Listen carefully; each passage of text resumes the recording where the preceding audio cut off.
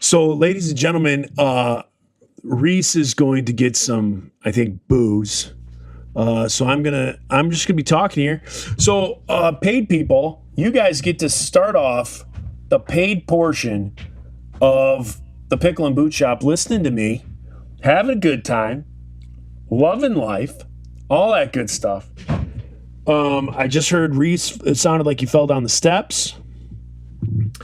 And I realized that my voice goes into like a weird, it goes up higher when I'm talking like by myself, when it's just me here. So that's kind of weird.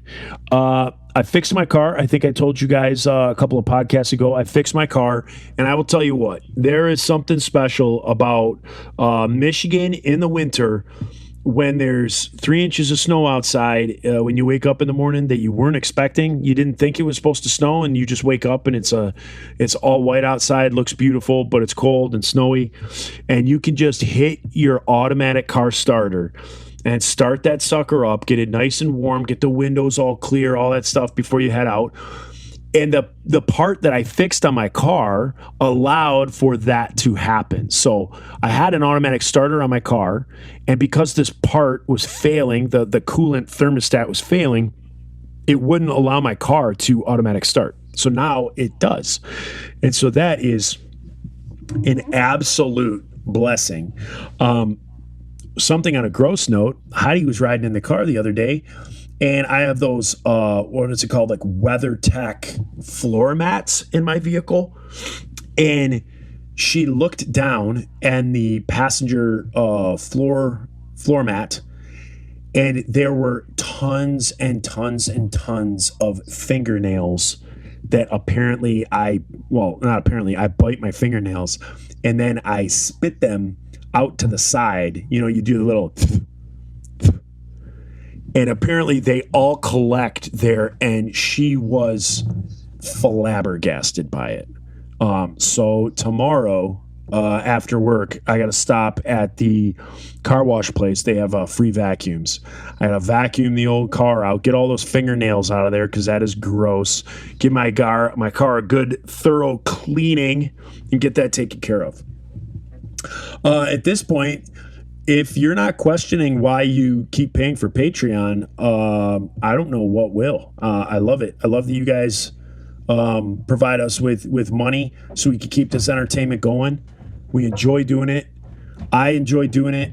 I enjoy sharing stuff with you guys. I love when you ask questions on the Diabolical Discussion, or you send me a DM.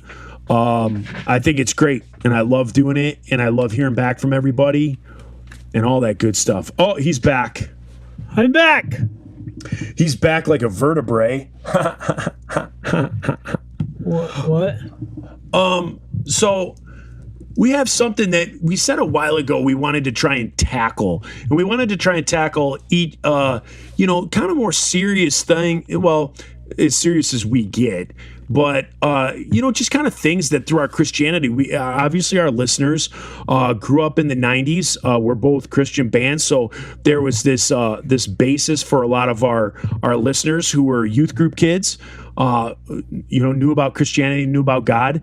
Fast forward 25 years, I know for a fact that there's people who are on our diabolical page and stuff like that no longer follow the faith. They don't call themselves Christians anymore, but they still enjoy us. They still enjoy the topics. They still enjoy our friendship. They still enjoy just being good human beings.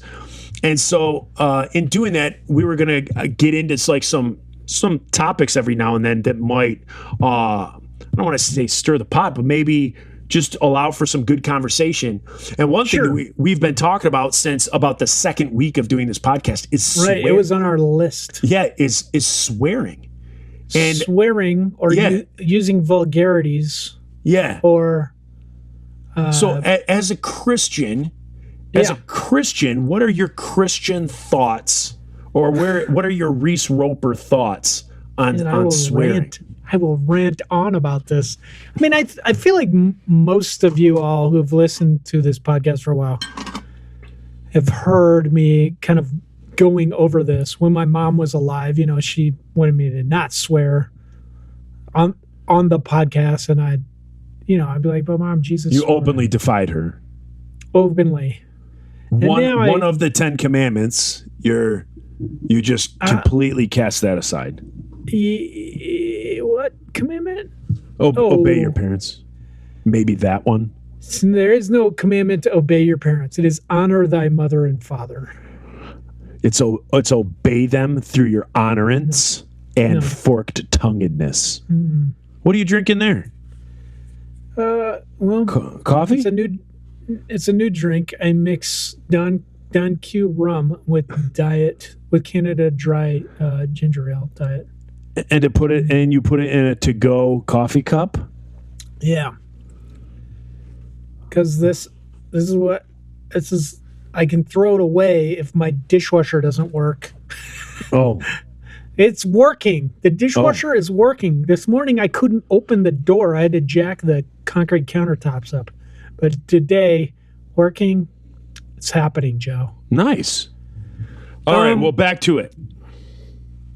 But back to it. So I don't know. I mean, there's different terms for this: swearing, cussing, cursing, vulgarity, profanity. They all kind of mean the same thing, that there are words that our society has decided are off limits, and that if you say them, it's a sin. This is how we're taught in church. This is how we grow up. And I call bullshit on that. This is, again, if I'm going to go on a total rant about how I feel about the church in history or just nowadays, it's all about you trying to be good, and it exists as a business because it makes you go back because you feel guilty or good enough about yourself to keep going. Now, I realize that it is also edifying and there is community in there, but this focus on being good, and especially about what you say, what you can and cannot say in order to appear to be good, I totally disagree with. I have agreed with it in the past. I have in the past been yes, don't say the S word, don't say the A word, don't say the B word, don't say the C word, don't say the D word. Don't say the F word. I don't know if we have an E word, but anyway, erection. You can say that. Yeah. But it's horseshit. It's biblically horseshit to say that, I feel. And so I think what in my journey, I felt like it was okay to swear, but I still wanted to control my tongue, like James said. I still wanted to, it says the tongue is like a rudder on a ship. If any man can control his tongue, he controls his whole body.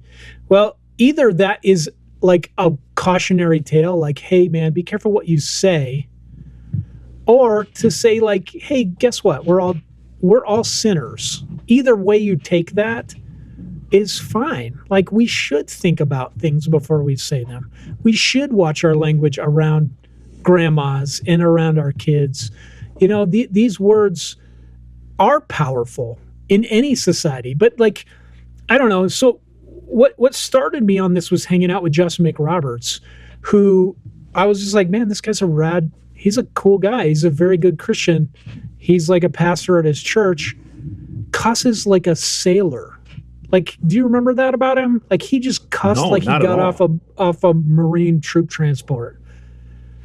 He can cuss so much. He controls it. I don't see him cussing from the pulpit much, but he does. And I feel this is where church has gone. Bands are pushing the envelope by swearing, because I think that young people are feeling this is dumb.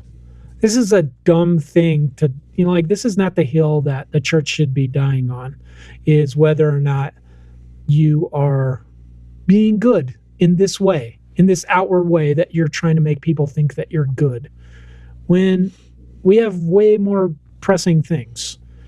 Oh, I just lost you.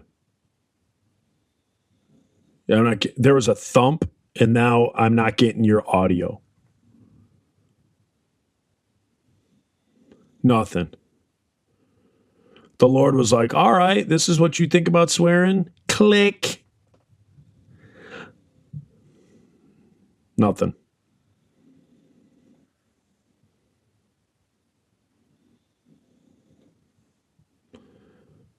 Yeah, there's just like a big thunk. Yep, now I can. Yeah.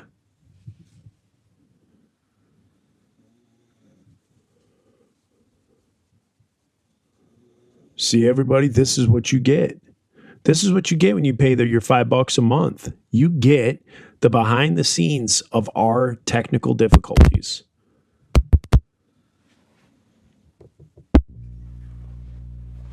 Hey, can you hear me?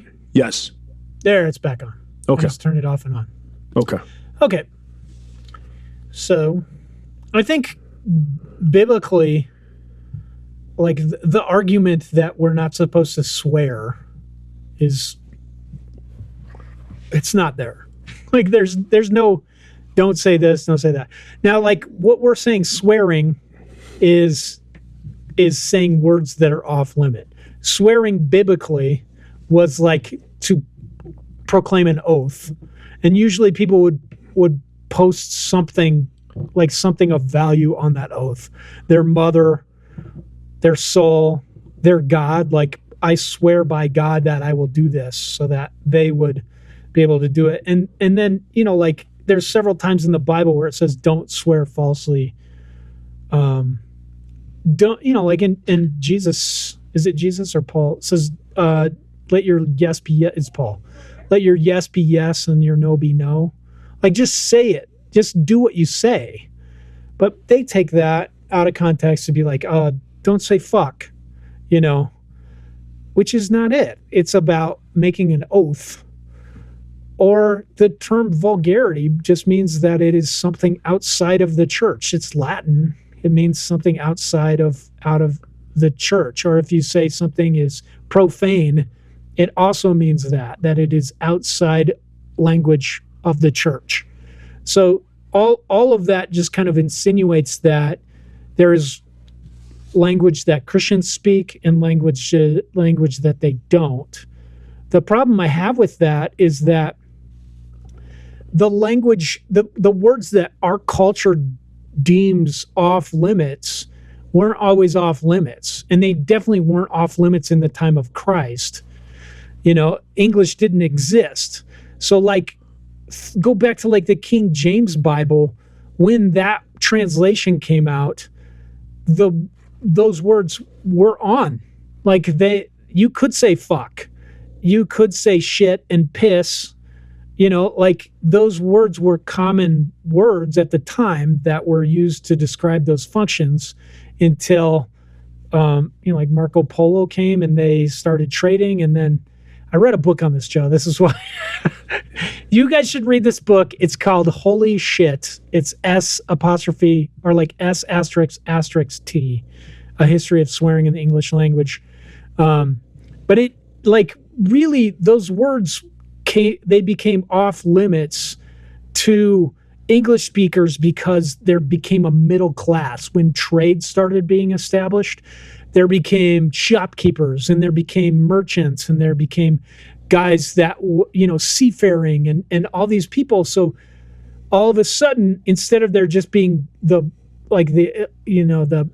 bourgeoisie, the ruling class, the landowners and serfs, there was a middle class, people that weren't royalty, but they could own property. So those people, in order in English to separate themselves from what they came from or their families came from, started saying, they came up with euphemisms for bodily functions. Now, like in 1,000 years ago, it was totally common, like, it's for you to live in a family in a giant room. You had one room in your house. You'd sit at the table. You'd sometimes pee on the floor while you were eating. People would have sex in this room, like in front of the kids, because there was nowhere else to go. And so, like, bodily functions were associated with that. Like you were a serf, you peed on the floor, you had sex, you crapped in a bucket and threw it out the window. Now you're not. You have sewage, you're not dirty. So we have these words about this that are off limits. And one of the interesting things about it is that like the word penis is Latin. It means sword, and it was slang because the kind of the nobility, not even the nobility, but like the rising middle class, if you could get an education, you would learn Latin. So men knew Latin and women couldn't get an education, so they didn't. So they started referring to their body parts with Latin slang. So they'd say penis and vagina, which means sword and sheath, which are vulgar to people that speak Latin. But those became like the more common anatomical names because of that. So it's just like what society decides is on or off. You know, like 200 years ago, the N-word was just the word. It was just the word for black people. And now it is the worst thing you can say. And that is just how society shifts. You know, like we decide as a society, these words are good or bad, or they have more power, not the Bible. And so I disagree with Christians, number one, trying to be good, but two, that. Sorry, that was a lot of talking. No, it wasn't. Absolutely, it wasn't. You made perfect points. Like without all the reading books on it and stuff like that, I feel similar. I feel. I mean, I'm going to say like pretty much the same. Like I feel like every culture has words that if you cross a geographic border and or just language, if language is your border, you go to Jamaica and the word clot, like bomba clot, like we say that here, and that just sounds like a funny word. You could stand up in the middle of church and say that. Nobody even knows what you're talking about. But you say that in Jamaica, and that's like the worst of the worst words, Same thing with like England, like to say bloody, like, oh, this bloody thing is like saying over here, like, oh, this effing thing, so yeah. Right off the rip, I have a real problem with the fact that there isn't a list of words that are off limits in the Bible. It's what people in society have come together over the years to say these words are unacceptable or vulgar and are quote unquote swearing. Yes. So I have a problem with that right there. Now, here's the other part of me is I think nobody reads the room anymore. And so if from like what I would always read in the Bible growing up, if it came to swearing, is like boiled down. It was basically like whatever offends somebody. So if I look you in the eyes and I'm like, you're a freaking moron, I'm swearing at you. Like I'm using like a base level, base knowledge of like, if what you're saying offends somebody and hurts somebody, you're using like vulgar language. So if you're like, dude, you're a moron, and and that hurts somebody, and they go home, and they're stressed and they're like, man, I got called a moron today, and like that was hurtful and whatever, and like the word hurt. I mean, you're my friend. You could call me an a-hole, and I'm gonna laugh, and I'm not gonna take offense to that. So it's like it's reading the room of who you're with. What words you choose with the group that you're in. And I find, like, for me, swearing to me, and my mom, I've used this phrase a few times in the last week, speaking with different people. My mom said something like a buddy of mine growing up when we started to like grow apart. And I was like, yeah, he's like swearing and smoking and, listening to heavy metal. And my mom was like, if that's the worst stuff he ever does, like he's a pretty good kid, like if the worst thing that this guy does in his life is he swears and smokes while he's listening, and listened to heavy metal, while he's listening to Iron Maiden, like he's a pretty good person. And so it made me think, like, as a kid, like, okay, you know what? Maybe you're right. Like, is that the hill that you're going to die on with all the stuff that's going on in this world with abortion and murder and injustices and just all these different things, like all this terrible stuff that's going on out there, and genocides and people not having clean drinking water, and of all these things that you're going to put your energy into, you know, you're worried about people cussing, or you think, right, you know, people are going to go to hell because they were cussing. I do not believe that. Now, but I think that's why people don't want to go to church anymore, because they're just like, I'm tired of this. Like, well, I think there are those churches that are like that, and I think those churches are dying because the parishioners that go to those churches are in their 80s. And then I think you have the churches that, like my church is a very traditional church, but it's the Salvation Army, but it's all age groups. And I mean, it's like, I don't know. I just think it's not like that old school where like my grandma, if even my mom calls my mom thinks like her F word is the word fart. So like you can't say fart around my mom, or she, you know, she's like upset. She's like, Joseph, watch your language. And I'm 45 years old. So read the room. With your mom. Yeah, exactly. So it's simply reading the room. And I think what drives me nuts about swearing, I could care less about swearing. If my kids started effing and jeffing on the daily basis, I'd be like, hey, come on, read the room. You know, like, you're not around your friends. Like, if you're upset in front of me and you got to say something, you're not getting in trouble for me for what's coming out of your mouth. But read the room.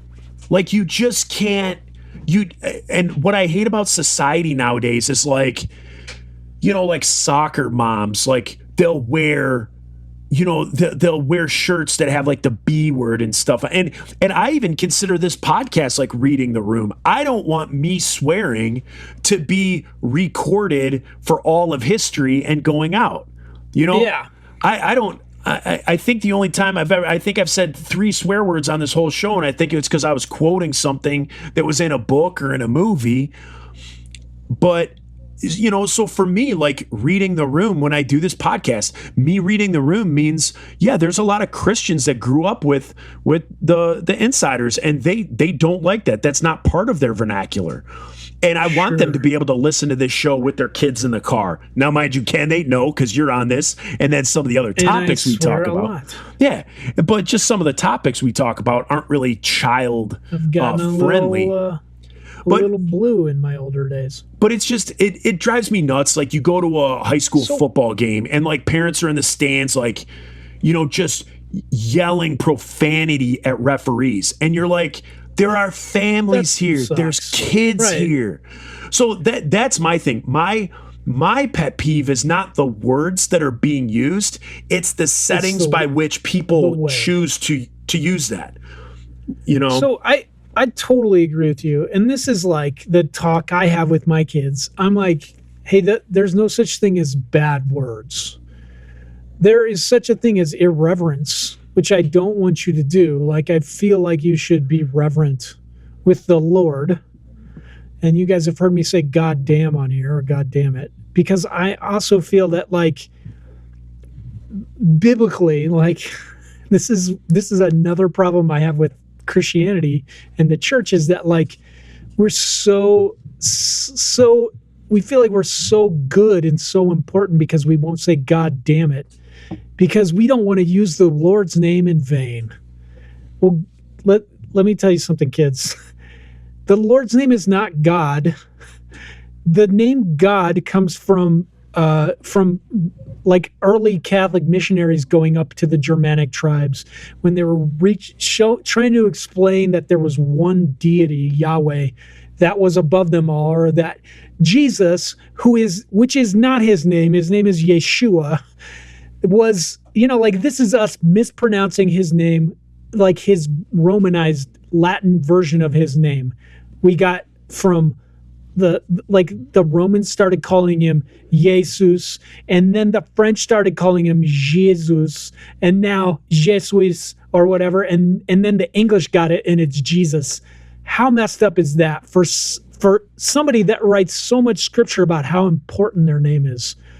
So then our God, whose name is Yahweh, or his son Yeshua, they were trying to explain, hey, this is him. He's in the sky above us. And they thought they were referring to their tree god, who is basically like saying, this is Odin. This is Goat. They're god of the forest and the trees. That's what we're nitpicking over. This is the hill that the church is dying on.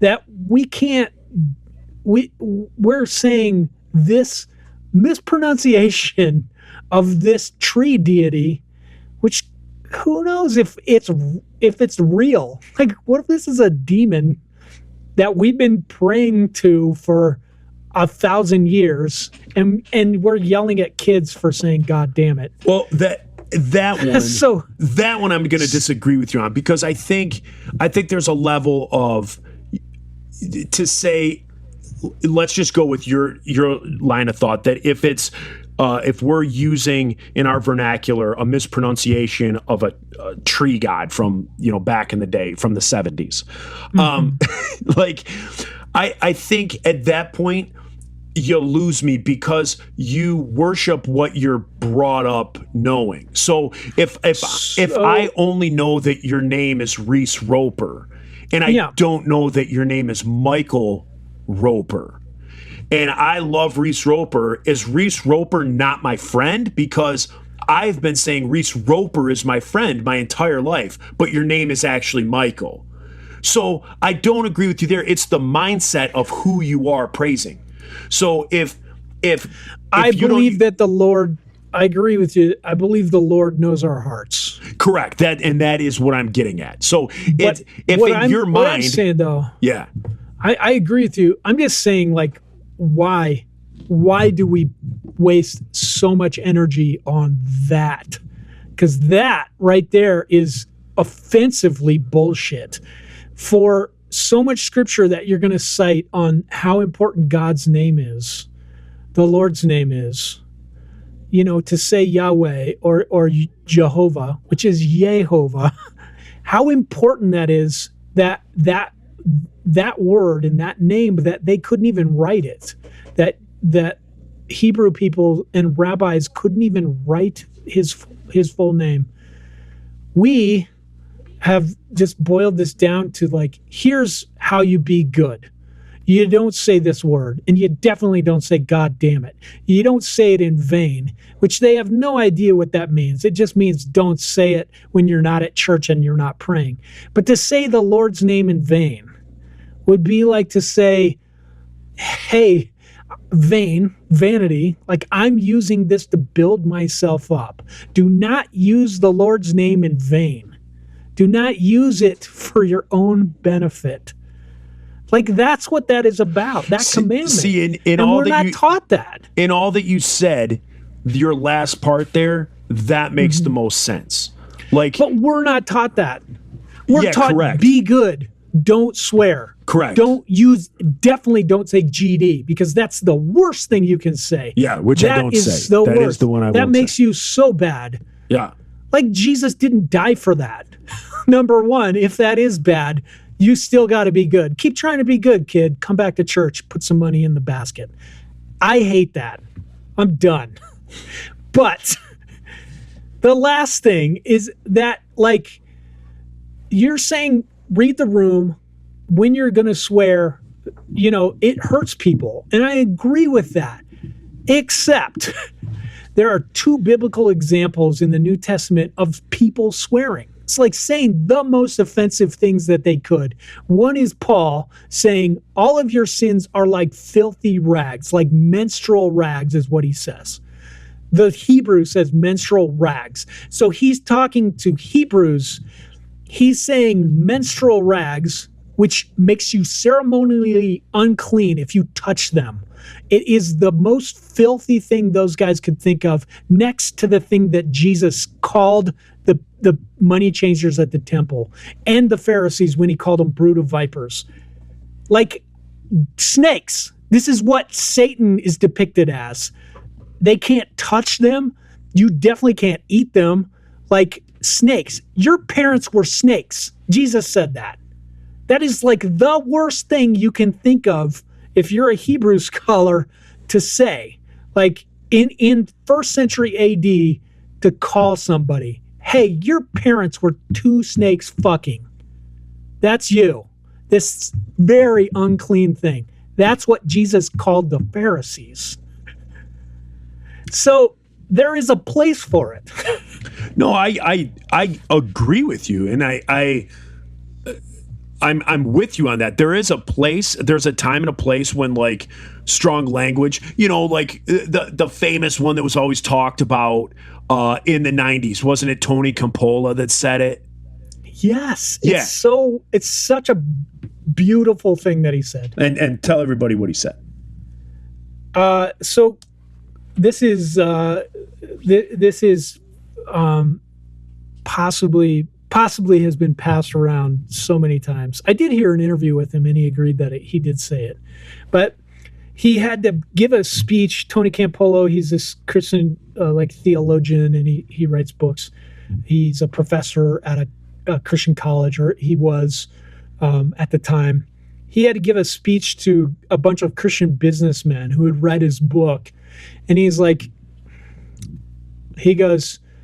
opens it up like this. These guys are all rich. They're like Christian businessmen. They want like a pep rally for like, this is the 80s and I'm okay to invest my money in this as long as I tithe. I got to feel good about myself because I am winning and I'm an American. So they want this pep talk. And he just goes in the room and he says, there are 1 billion people on this planet that are starving right now. Maybe he didn't say billion, but whatever the number was, starving right now. And none of you give a shit. And then they just gasped. Like, he's the keynote speaker. They dropped all their forks or whatever because they were eating. And he goes, and the worst part about what I just said is that you care more about the fact that I said the word shit than there are this many people dying or this many children dying. Yeah. So, yeah, but like, that is the church. We could fix it all. We have the money. We could fix hunger. We're dancing around this topic of abortion because I believe you are pro-life and I am pro-choice. And we should talk about that because both of those things are offensive to our listeners to hear it. But I think if they hear our hearts, like, they won't be mad. It gives us a little bit more understanding. But like, for you and I, like, I feel like the church could fix these things. They could fix their problem with abortion by just giving, like just giving people who get pregnant, just giving single mothers homes and education, food, adopt their kids. Like, we can do this as a church, and instead we pick easy ways and we pick ourselves. And I don't feel like we can know Christ or we can feel fulfilled or feel anything less than tragedy in this life unless we choose to do that, unless we somehow choose to suffer a little bit. That's my soapbox. So swearing. So with reading the room, I think there's a time and a place where strong language is necessary for whatever the task is at hand. And I know that sounds crazy, but the jobs I've had in my life and the job that I have now, like, there comes a time, depending on what subculture of society that you're talking to. Sometimes normal king speak is not listened to. And so, you have to be a little bit stronger in what you say and things like that. But overall, I would think that a time and a place is reading the room. Like when you read the room and you say, this is the time and place to be using this language. Yeah. Okay. But at a kid's soccer game, swearing at the ref is not the time and place. At McDonald's, because the fries you got weren't hot enough. And so you're cussing and screaming at the McDonald's workers. Like cool. These are things that I just don't like. I'm not going to say it's offensive because, like those situations are offensive. But the other thing is, it drives me nuts when like people swear in front of their kids. Like they drop like major like F-bombs and stuff in front of their kids. And then their excuse is they're not listening. Because what they're saying in that instance is, if they were listening, yes, what I said was wrong and I wouldn't want them to hear that, but they're not listening, so I can say it. And that drives me nuts. Either just be what I would call a dirtbag parent and just cuss nonstop in front of your kids, and then have them go to school and in front of other kids and in front of adults and stuff like that, use all that, like when it's inappropriate for their age group. Like, you can do that, but you can't do it in front of your kids and go, they're not listening. Because guess what? We were all kids once and we heard every single thing our parents said. Every single thing. So here's I agree with what you're saying. Here's the thing. Like, most kids start swearing at age 3 or 4. They learn their first swear word just because they hear it. And they don't know what it means, but like statistically, almost every kid, almost everyone listening started swearing at 3 or 4. Your kids swear. Like my daughter, Era, on some Christmas, she was like 2.5, maybe 3. So she starts getting the presents and she's like, oh my gosh. She keeps saying, oh my gosh. And in my head, I'm like, okay, cool. She's not saying, oh my God, this is good. This is not going to make Amy mad. But she's like, oh my gosh. Like every present, she's very thrilled. And then about the 10th present, she goes, what the fuck? Same tone. Just, what the fuck? Which to her means the same. It means, oh my gosh. She's excited. And she says it, and my bowels just clamped up. I was like, oh my God, don't turn around. I'm so dead. I'm so dead. I'm so dead. And I slowly just I don't want to upset Era because she's excited. I don't want to be like, honey, never say that. Don't know. I'm like trying to figure out how I'm going to do this parent-wise, and I turn in milliseconds. You're trying to figure this out. It's like trying to figure out a Rubik's Cube in 8 seconds. Amy is like white as a sheet. She looks terrified, and I'm ready. I'm dead. I'm afraid. She heard this from me, and I'm dead. And she goes, I am so sorry. I think I said that the other day. And she heard me. And I was like, you better be. Jeez. Oh my gosh. All that to say, kids just pick this up. We, again, assign the value to these words as a society. And the F word, our society still, as much as it is said on this podcast, is something that offends people. And here's the deal, biologically, we as humans, we do this crazy thing with we have this base part of our brain that's called the limbic system. It's like the very bottom of your brain. You'll hear called your lizard brain. A lot of your impulses come from here. A lot of your your impulses, a lot of your basic instincts come from this, your sex drive. It's tied into your sense of smell. So you smell something and you're like, oh, grandma. It reminds you of things very much. It triggers a lot of things. But the other amazing thing it does is it takes things that you are afraid of or are off limits, and it packs them away in there. And it usually does words like that. So words like bomba clot for Jamaicans, it's going in there. And the first thing that happens when you stub your toe or you're scared is you're like, bomba clot, which is what I do because that word is awful. No, but I mean, like the F word comes out because it's like you're scared or you're hurt and that word comes out. If you say it, it triggers that for people. It feeds into their limbic system. So that's why it's so powerful. And this is the conversation I have with my kids. These words, if you said the F word in front of your grandma, she would die. Like she might have a heart attack. Words are powerful. I'm not telling you words are bad or good. It's how you use them. Correct. Yep. So yeah, 100%. 100%. I agree with that. It's not the good or bad. These aren't good words. These are bad words. It's just they're powerful words, and you better know who you're saying this stuff in front of. And, Christian businessmen, do it. Grandma, no. Right.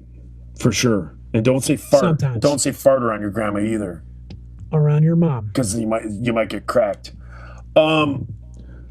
Yeah, well. Yep. I just heard my sister tell my mom that I just said the word fart.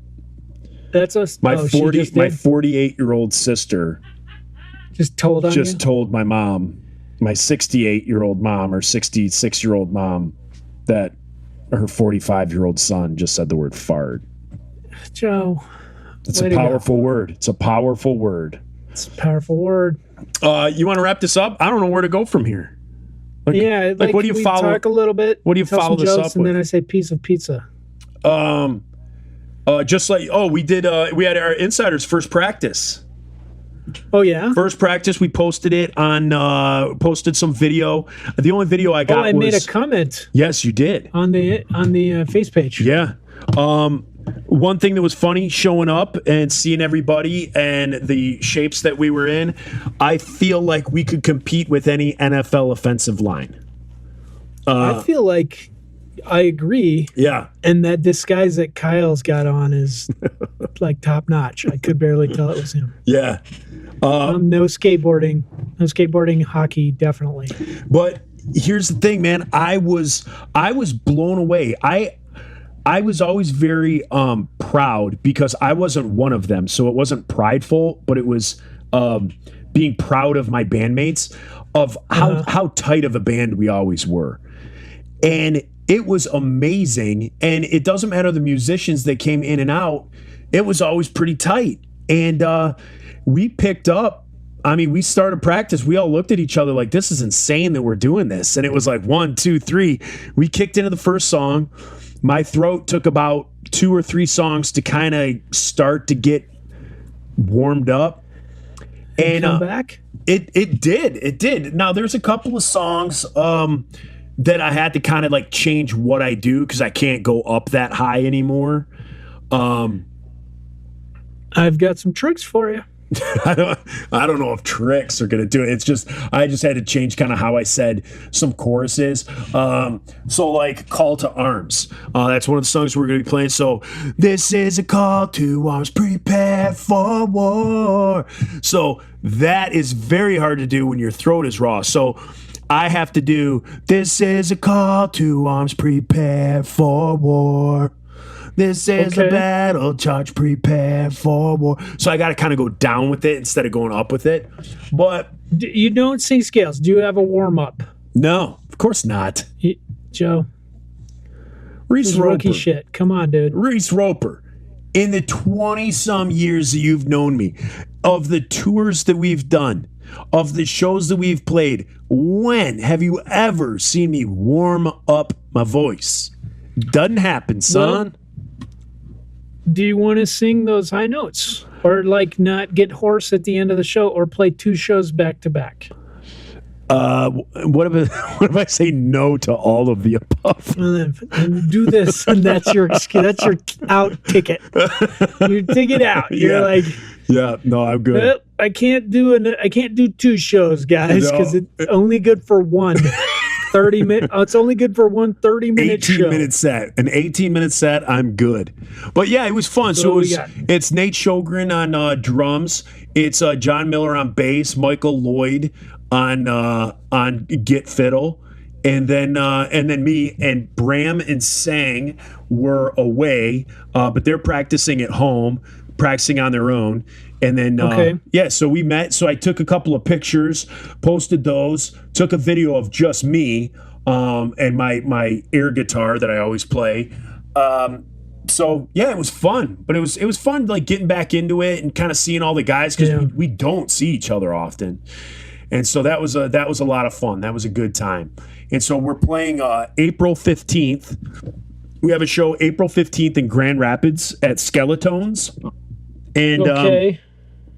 it's going to be us and 4 local bands. We tried to get a bunch of other bands to play with us, and nobody could. Like Johnny Respect committed or said they would, and then they had to back out.